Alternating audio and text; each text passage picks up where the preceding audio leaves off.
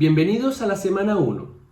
En esta semana aprenderemos los tipos de datos, sus características y cómo describirlos a partir del análisis estadístico, relacionando diferentes variables. Veamos primero qué son los datos. De acuerdo al Cambridge English Dictionary, son información, especialmente hechos o números, recopilados para ser examinados, considerados y utilizados para apoyar en la toma de decisiones.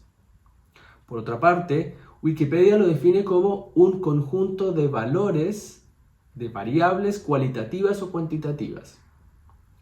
Analicemos esta segunda definición. Conjuntos es la población objetivo de análisis. Las variables son mediciones o características propias de un elemento de esa población objetivo de estudio. Las variables cualitativas son mediciones o información sobre cualidades, por ejemplo, género, país de origen, profesión. Y por otra parte, las variables cuantitativas son mediciones o información sobre cantidades o ítems numéricos, por ejemplo, altura, peso, edad. ¿Cómo pueden ser los datos?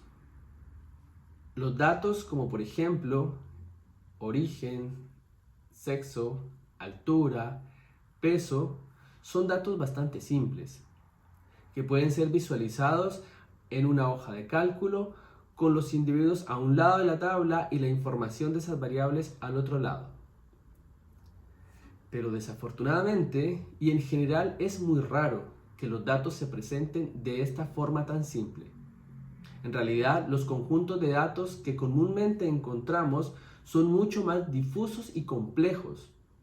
Por lo tanto, es nuestro trabajo extraer la información que queremos, agruparla en conjuntos específicos ordenados, analizarlos con técnicas estadísticas apropiadas y finalmente visualizar los resultados de acuerdo a este análisis.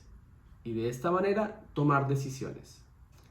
Entre los tipos más comunes, complejos, voluminosos y difusos, podemos encontrar los datos producto de la secuenciación del genoma humano, los datos recopilados durante un proceso de censo de población, los datos de registro de fichas médicas electrónicas, datos georreferenciados y visualizados en un sistema de información geográfico que pueden ser tomados a raíz o a partir de diferentes fuentes. El análisis y procesamiento de imágenes y extrapolación de las mismas, el tráfico de sitio web y los datos de redes sociales como por ejemplo Facebook, Instagram, LinkedIn, el comportamiento de los usuarios y sus preferencias en las plataformas de entretenimiento, Netflix, Disney+, HBO+, en fin, son diferentes fuentes de datos que son voluminosos, complejos y una estructura bastante complicada. Ahora bien, si bien es cierto hemos hablado de los datos como un elemento importante, es importante indicar que los datos son secundarios a la pregunta. Esto significa que primero se plantean las preguntas y luego se buscan los datos relevantes para responder esa pregunta. Es cierto que muchas veces los datos disponibles van a limitar las preguntas que podemos responder, o tal vez incluso permitirán que ciertas preguntas que estamos tratando de resolver sea necesario reformularlas o responder alguna pregunta relacionada. Pero lo importante es entender que los datos en sí mismos no impulsan la formulación de la pregunta. Les deseo entonces que tengan una buena semana y que con los ejercicios y actividades puedan reforzar el concepto e importancia de los datos, sus características y el cómo a través de la aplicación de técnicas estadísticas podemos obtener resultados importantes del análisis de datos para la toma de decisiones.